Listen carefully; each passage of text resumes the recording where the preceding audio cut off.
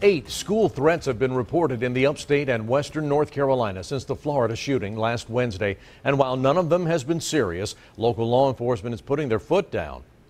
7 News reporter Nicole Ford is here at 7 on Main Live right now with the legal consequences that students can face and the fear that they're causing, not just among the parents, but among all the kids and the teachers too, Nicole. Yeah, I talked to a mom today in Anderson County whose daughter is just 9 years old. That daughter stood right next to her, telling us that a little boy in elementary school has told other students that he has a gun in his backpack.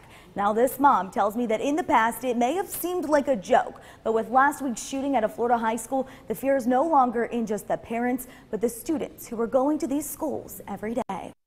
Even on a holiday, signs of the tragedy that took place in Florida last week are evident on an Anderson County playground. The person at Florida, they did it, and then we got how many posts on Facebook the next day or Twitter or whatever that, hey, here, I have a gun too, and I'm coming for you. With at least 8 school threats reported in the upstate and western North Carolina since Wednesday's massacre, concern is rising. It makes me want to look at the charter schools, the online schools. My sister just took her child out of Hannah last month, the month before last, and it makes me kind of wonder, should I do that to protect my kids and know that they're okay every day? And the school districts recognize this, following up with every threat and treating it as legitimate until proven otherwise. If you don't have a safe learning environment, that's the one thing above all else. I mean, nobody cares about standardized test scores if you don't feel like your kids are safe. But the issue, I don't know if those kids are actually planning that stuff or if they're just trying to do it to get publicity or if they're trying to get attention, is that the fear these threats cause are real.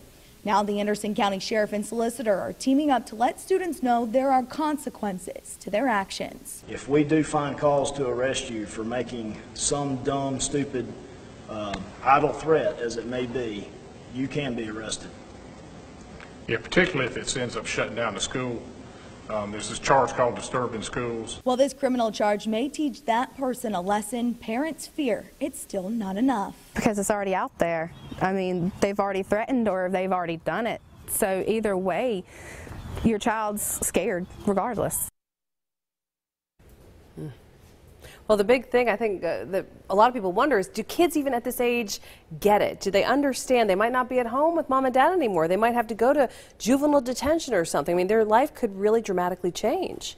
Yeah, so a lot of the parents I talked to today said that their kids are just now starting to get the magnitude of the situation, realizing that there are shootings in their schools and that they could potentially be at threat. But they said that at that age, in middle school, high school, they're just looking at it as kind of a joking matter, kind of we're going to get out of school the next day. The 9-year-old I talked about said that there's a number of threats written in their bathroom stalls, and people are just looking at it as a sense of we can take the day off.